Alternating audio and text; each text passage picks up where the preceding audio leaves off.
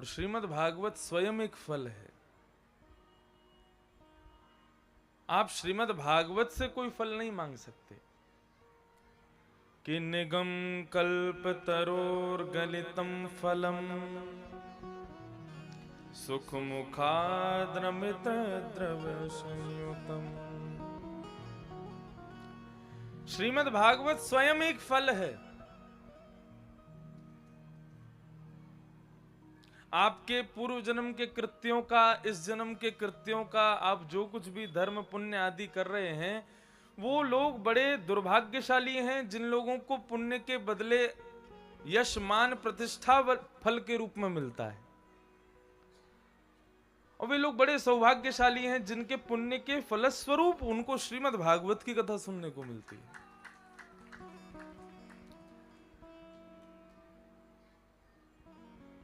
आपके किए गए कृत्य आज फल के रूप में परिणत हुए हैं, तब भागवत मिली है। भागवत स्वयं एक फल है। आप फल से फल क्या मांगेंगे?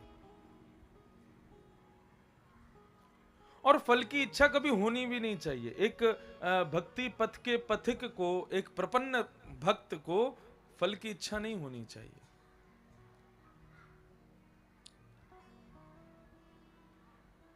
फल क्या है? आपको मिला तो या तो उसको तुरंत भोग लो, मतलब तुरंत उसका सेवन कर लो, और यदि 2-4 दिन के लिए फल को नहीं खाया तो वो खाने योग्य भी नहीं रहेगा।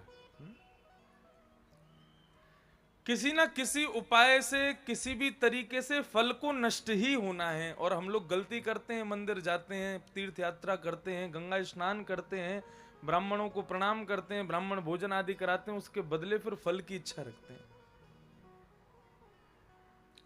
पुण्य में और भक्ति में जमीन आसमान का अंतर है। पुण्य क्या है? भक्ति कमाई नहीं जाती, पुण्य कमाया जाता है। कहते हैं कि नहीं? और कमाई हुई वस्तु खर्च करने के लिए ही कमाई जाती है। आपने किसी भी वस्तु को कमाया है तो वो खर्च होगी ही होगी। माला जपने के पीछे, भगवत नाम के पीछे, कथा सुनने के पीछे, तीर्थ यात्रा के पीछे, किसी भी यज्ञ अनुष्ठान के पीछे यदि फल की इच्छा है तो फल तो आप पुण्य तो कमाओगे ही, पुण्य आपको मिलेगा ही, लेकिन वो पुण्य खर्च होने के लिए मिलेगा। संसार में कैसे खर्च होगा पुण्य? आपका नाम बढ़ेगा, आपकी प्रतिष्ठा बढ़ेगी, आपका वैभव बढ़ेगा, आपका ऐश्वर्य होगा, लोग आपको जानेंगे, गली मोहल्लों से निकलोगे सब आपको समझेंगे, अरे भाई ये कौन जा रहे हैं, वो जा रहे हैं, तो समझो आपका पुण्य यही फल दे रहा है आपको। और यदि थोड़े बहुत फल रह जाएंगे तो मृत्यु के बाद में आपको वो फल भोगने के लिए स्वर्ग भेज दिया जाएगा, जाओ भोग आओ। लेकिन स्वर्ग में कुछ दिन रहने के बाद में, कुछ दिन फल भोगने के बाद में फिर क्या होगा?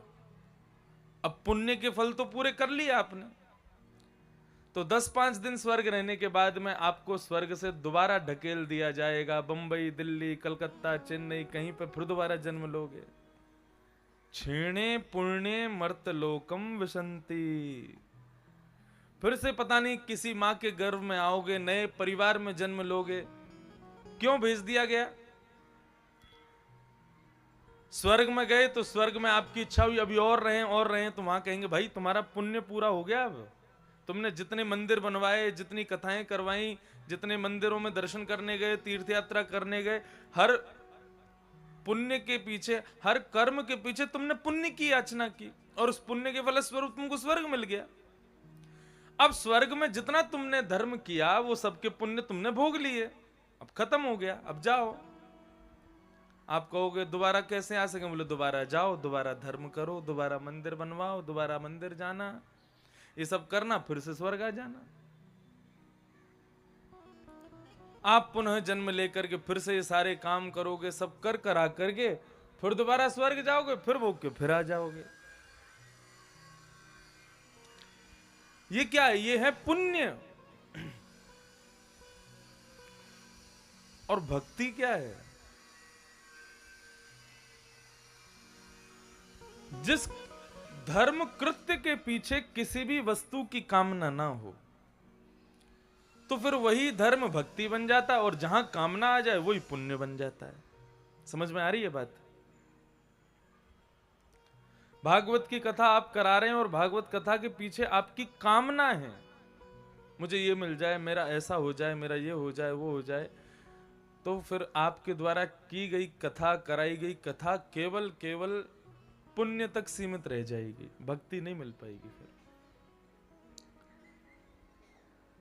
भक्ति में भी कामना है, लेकिन पुण्य में कामना संसार की वस्तुओं की है और भक्ति में कामना श्री कृष्ण की है।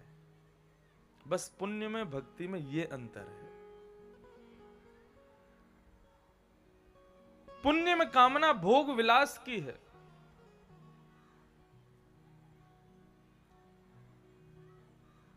और भक्ति में कामना केवल रास राशेश्वर की है कि वो हमें मिले।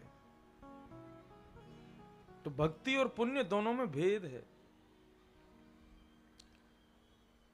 पुण्य जब करते हैं तब फल की इच्छा रखते हैं, और भक्ति जब करते हैं तब केवल और केवल कृष्ण की इच्छा रखते हैं। इसलिए पहले ही सुनिश्चित कर लीजिए कि आप बार बार पुण्य भोग करके स्वर्ग जाके पुनः पुण्य कमाने के लिए ये कथा सुन रहे हैं, कि बस एक बार बस भक्ति कर लें और भक्ति करके भगवत धाम जावें, वैकुंठ पहुंचे, फिर दोबारा कभी ना आवे, उसके लिए कथा सुन रहे हैं। पुनरपि जननम पुनरपि मरणम पुनरपि जननी जठरे शयनम।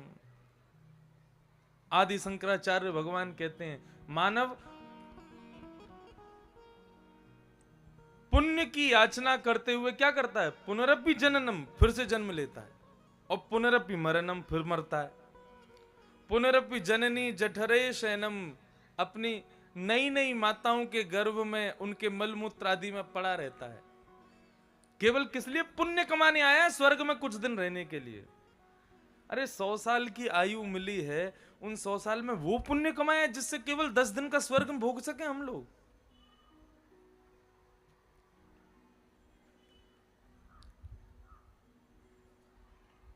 पुण्य की इच्छा नहीं होनी चाहिए, भक्ति की इच्छा हो।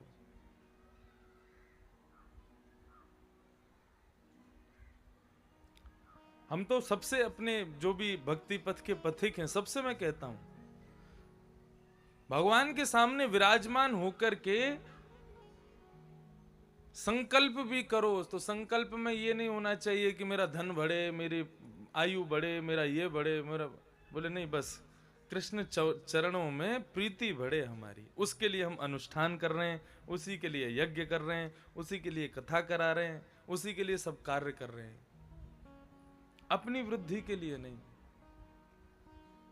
अपनी वृद्धि का जहां भाव आ जाएगा तो फिर वो स्वर्ग में अंकित होने लग जाएगा। अच्छा, इसने यहां के लिए किया, यहां के लिए किया, लेकिन कृष्ण चरण प्रीति के लिए यदि किया तो फिर वो स्वर्ग में वैकुंठ में अंकित किया जाएगा। बोले यहां के लिए किया है। जिसके अकाउंट में पैसा डलवाओगे उसी को तो मिलेगा। तो संकल्प जो है ये एक प्रकार से मनी ट्रांसफर है। जब आप लोग अनुष्ठान आदि करते हैं और उसमें हाथ में जल लेकर के और हाथ में पूरी कुशा वगैरह रख करके और उसमें दक्षिणा रख करके जो आप संकल्प करते हैं, वो एक प्रकार से मनी ट्रांसफर है।